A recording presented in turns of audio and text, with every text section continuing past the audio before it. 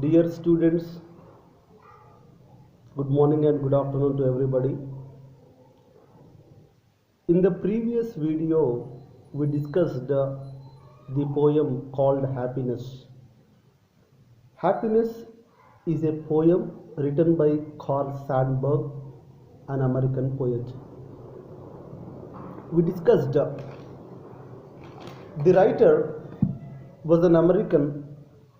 He had to leave his schooling because he had to work or he had to assist to his family. He worked as a painter, he worked as a newspaper boy, he worked in various positions, and he finally joined in journalism and published some of the poems. And he became one of the famous poets in America. He's an American poet.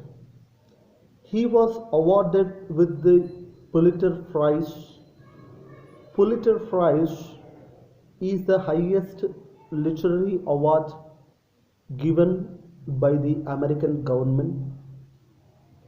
And this scholar, this poet also received that award for his extraordinary publication of poems. One of the famous poems written by Carl Sandburg is Happiness. We discussed it.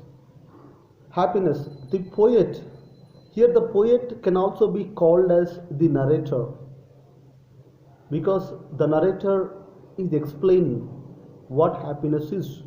The poet wants to know what happiness is, where he can find happiness, or where he can get happiness, or what happiness is, how a person gets happiness. So he has that question. That question always triggers his mind. That is the reason why he wrote this poem Happiness. So in this poem he says, I meet professors who teach the meaning of life to tell me the meaning of, or to tell me what happiness is. Here the poet, who is also called a narrator, he met professors. Generally, professors are the teachers or the senior teachers in a university, and professors actually are symbolized with the knowledge. Professors, who are the senior teachers who teach the meaning of life, this writer, this poet, this narrator meets the professors and asks them what happiness is. The professors could not answer his question. Then the writer, this writer, Carl Sandburg, writer or narrator or poet, he goes to executives who boss the work of thousands of people. Actually, the top people in an organization, the top level people in an organization or a company are called executives. The writer goes to them, asks them what happiness is. They did not or they could not answer to his question. They shook their heads. They shook their heads. It means they say no. It means that they think that this writer is trying to fool them with the question. They shook their heads as they said no. And one fine Sunday, the writer was going across a river. The name of the river is Des Plaines River, one of the rivers in America. He is going across the river. He finds a group of Hungarians.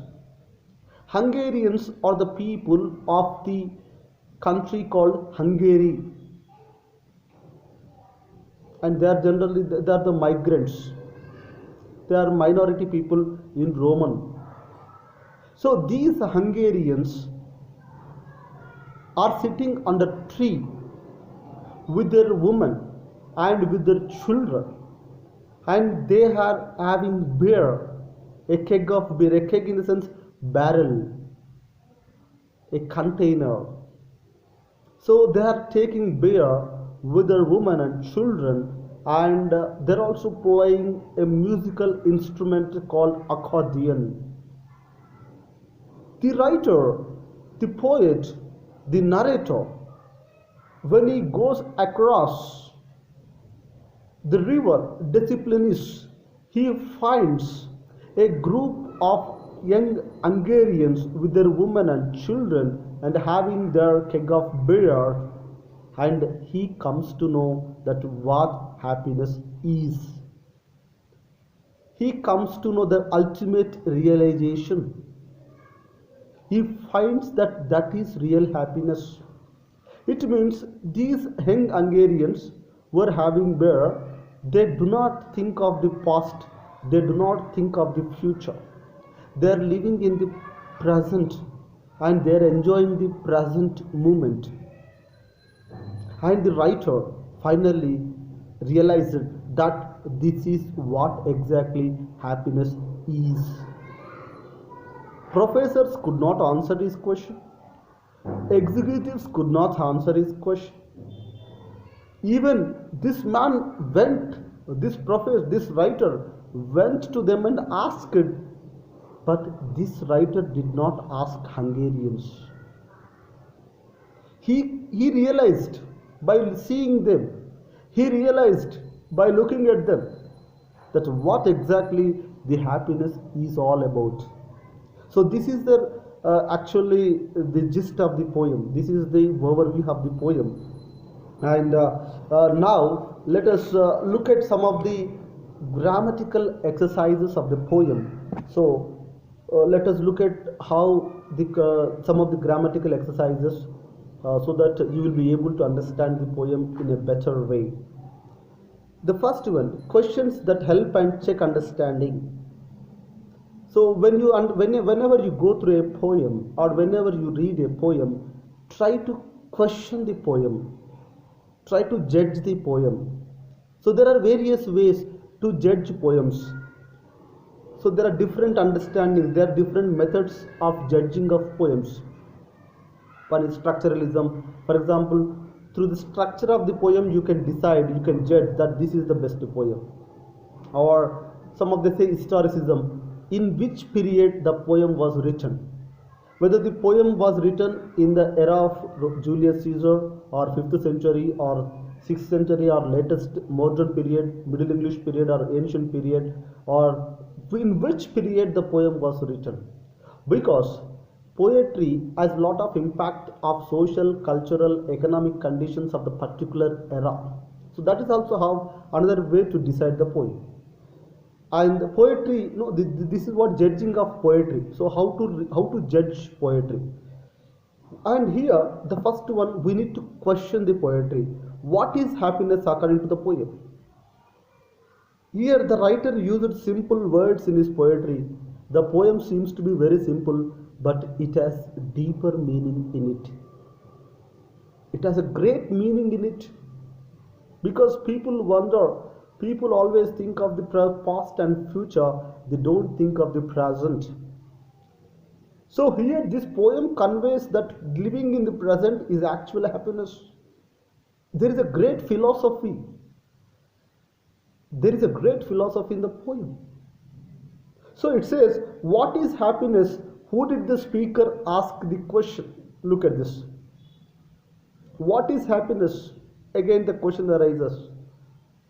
Happiness cannot be seen. It is not a concrete term. It is invisible. It is a feeling. It's an abstract one. For who did the speaker ask the question? The speaker asked the professors. The speaker asked the executives. But they shook their heads. No. They said no. How did he get an answer? Well, one fine Sunday, the writer, the poet, the narrator goes across the river. The name of the river is Deciplanis, a famous river in America. He finds a group of people. Those people are from Hungary, the country. They're called Hungarians. They're sitting on the tree with the women and children, and they're having a keg of beer. And he, the writer, realizes that that is what happiness is. Did he ask them? No. The writer asked only professors and executives, but the writer or the poet or the narrator did not ask the Hungarians. Just by looking at them, just by seeing them, the writer realized, the poet realized that this is what happiness is. So this is how you can understand the poem in a better way. You have to ask.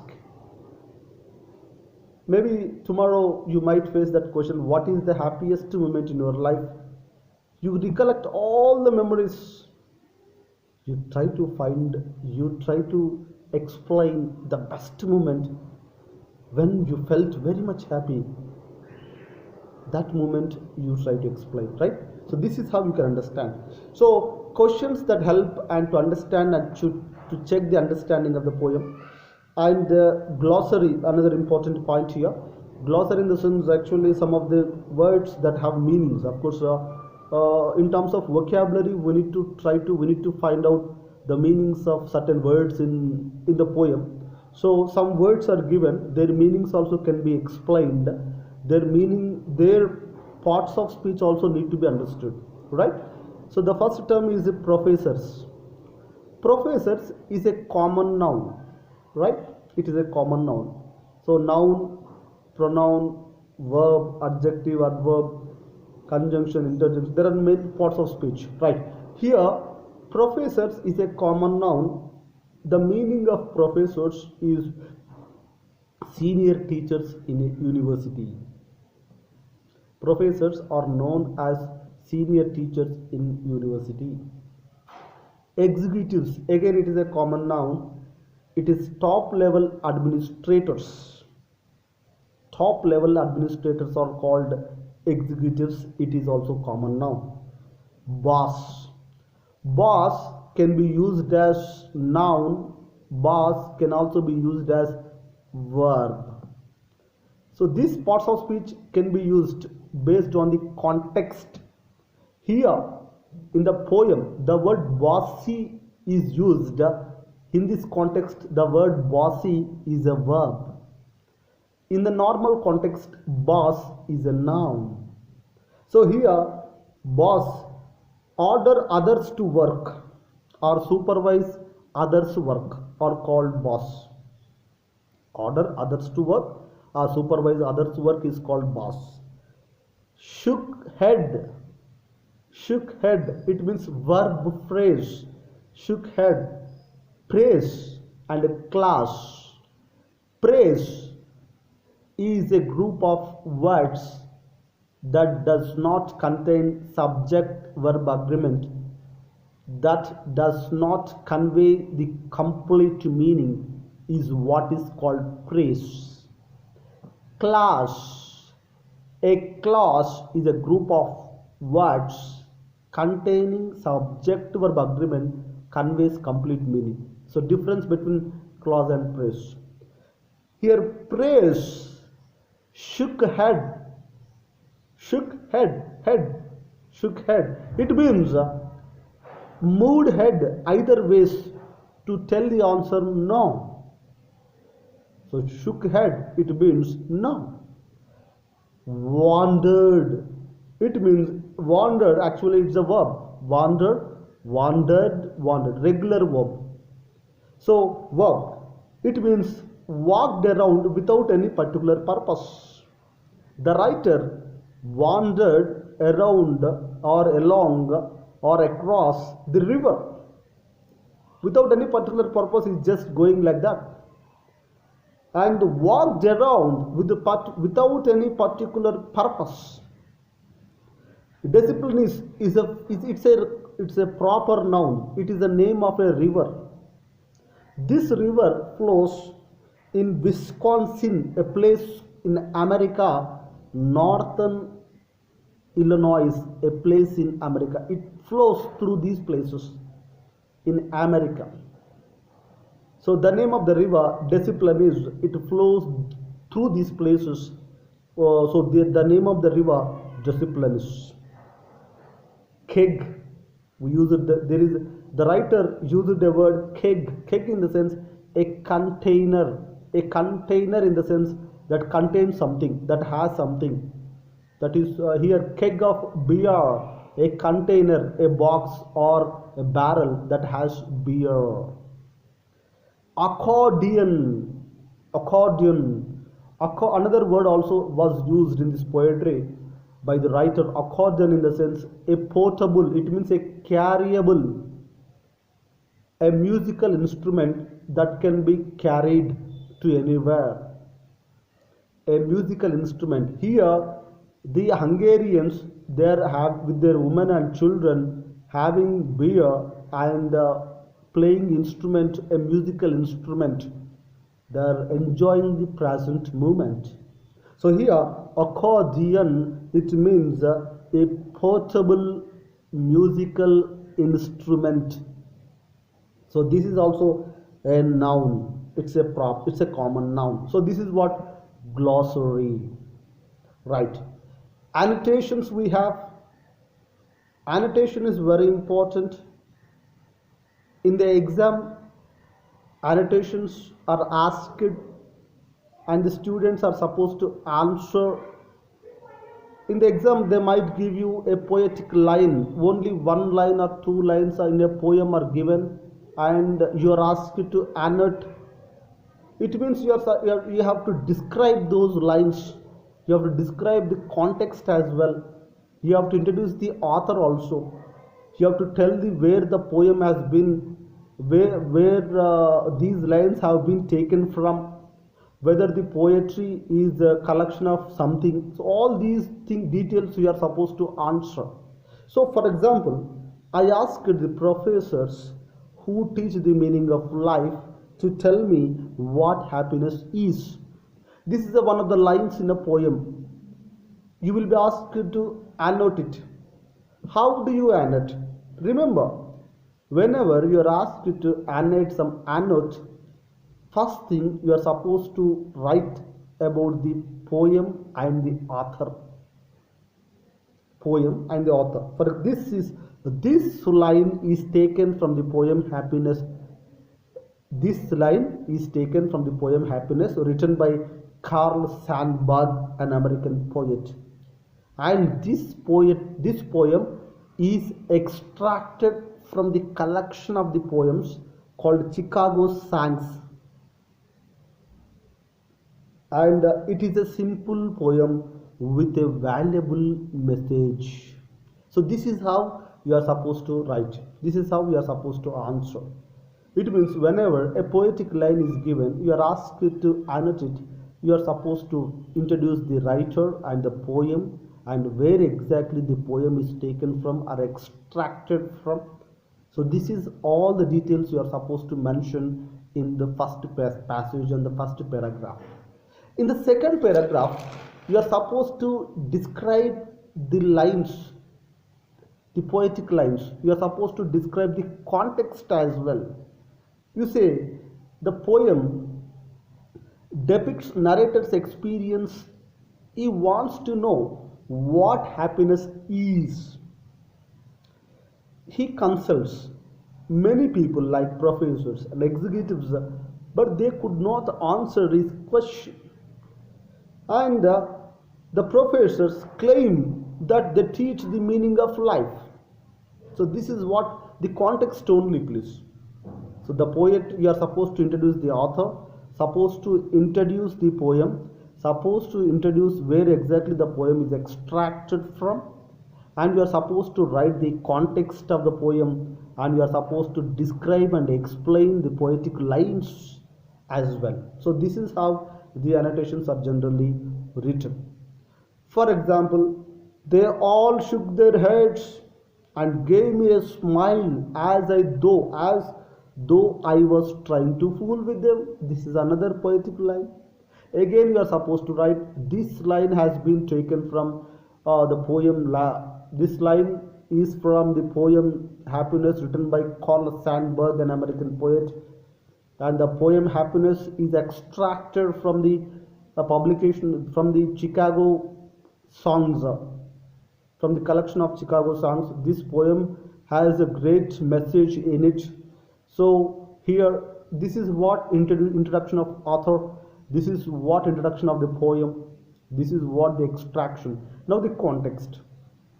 They all shook their heads, in the sense the writer consults professors and executives to know the meaning of happiness, but these executives and professors did not answer or could not answer his question. Therefore, and they said, they shook their heads, they do not know, they did not answer, and they felt that this writer or this poet was trying to fool with them. So this is how the context has to be written. Next, and then one Sunday afternoon I wandered along the Disciplinis river. Here the writer, the poet, wandered along across the Disciplinis river in America, and he tries to, because he is in search of happiness is, what happiness is, how to find happiness, how to get happiness. He asks many people, but he cannot get the answer. But one fine Sunday, when he goes across the river, he finds it. That's how we have it. And I saw a crowd of Hungarians under the tree with their women and children, and a keg of beer and an accordion. Look at this. When this writer was going across the river Disciplinis, he finds a group of young Hungarians with their women and children, and they're having beer and playing musical instrument, the accordion, and enjoying the beautiful present moment. The writer and the poet and this man realizes that actual happiness is all that. So this is how we are supposed to write. So what the context you have to write? You have to write the introduction of the poetry, introduction of the writer and the poem, and extraction and context and description. Everything you are supposed to write. Right. This is all annotations are all about. And now the question and answer. For example, explain the narrator's experience in finding out what happiness is. Explain the narrator's experience. You are supposed to write what the narrator's experience of in finding out what happiness is. Again, the poem Happiness, written by Carl Sandburg, conveys a beautiful message of what happiness is. It is extracted from his collections, Chicago songs. The poem is an expression of the narrator's search for the truth, for what happiness is, and the ultimate realization. So you are supposed to write what the narrator felt, and what he sees, and finally how he gets an answer. So this is all the series of events, the series of things what he has come across are supposed to be written in your answer. Appreciating the poem, another important point we need to understand. The professors teach the meaning of life, but the executives boss the work of thousands of people. But have they answered the question of what happiness is? No, they have not answered. They don't have the answer. They don't know the answer of what happiness is. Has the narrator asked the crowd of Hungarians? No, this is also no. Here the narrator did not ask Hungarians what happiness is, but he finds an answer. He gets an answer. Where has the narrator seen the Hungarians? Yes, the narrator sees Hungarians under a tree beside the river Disciplinis, having a keg of beer and playing musical instrument accordion. And this is how the lap of nature, they are enjoying in the nature, they are living in the lap of nature, and the lap of nature is against artificial ambience. So this is what you can say. So this is how you should appreciate the poem. So that's what appreciation should come from it. You have to appreciate the poem because the poem depicts the importance of nature and the significance of nature and the present living in, we have to live happily. The poem tells us, the poem tells us, even you might be great professors and teacher or executive, it doesn't matter, but how you live is more important than what you are. So this is all you need to understand. So we'll discuss the other topics in the next video. Thank you.